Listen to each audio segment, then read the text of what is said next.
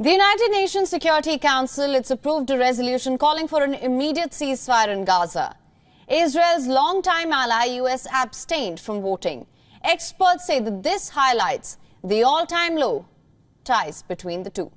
US President Joe Biden and Israeli Prime Minister Benjamin Netanyahu during this war. Soon after the vote, Netanyahu abruptly scrapped a visit by a senior Israeli delegation to Washington.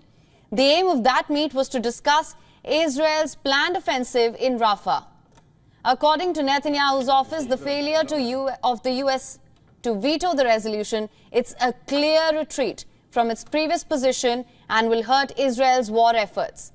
The threat of an offensive in Gaza's Rafah, it's increased tensions between the United States and Israel. Experts claim if the crisis is not managed carefully, it's only going to continue to worsen with time.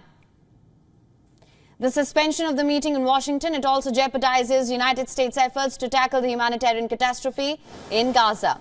At the same time, it puts a major obstacle in the way of the Biden administration to get Netanyahu to consider alternatives to a ground invasion of Rafah. Biden's decision to abstain from UN voting, it also appears to reflect growing US frustration with Netanyahu.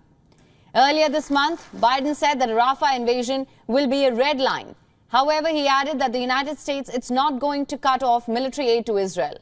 Netanyahu dismissed Biden's criticism and vowed to press forward in Rafah. On the other hand, both the leaders are dealing with political pressure. In November, Biden will face his Republican rival Donald Trump as he aims for another term in the White House. The US president faces pressure not just from America's allies, but from a growing number of fellow Democrats as they call to limit Israel's offensive in Gaza. At the same time, Israeli Prime Minister Netanyahu is facing domestic challenges of his own. Far-right coalition members are demanding a hard line against the Palestinians. He's also facing growing calls from hostages' families to bring back their loved ones. And the frequent protests calling for Netanyahu's resignations have only added to his woes. Now, for more on the ceasefire, correspondent Susan Tehrani has sent us this report from New York. Listen to this.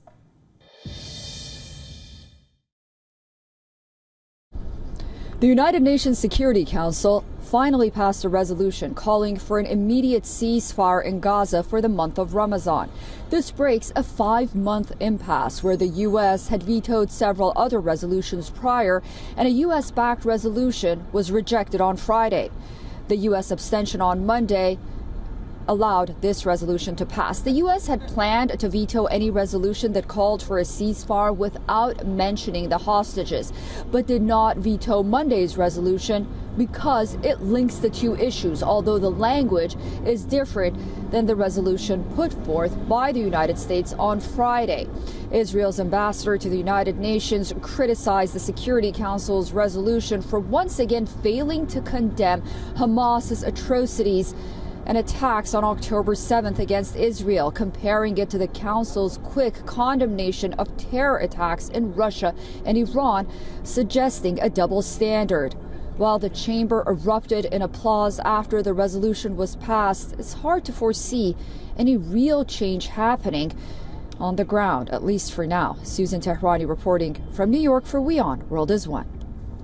For latest news, download the WION app and subscribe to our YouTube channel.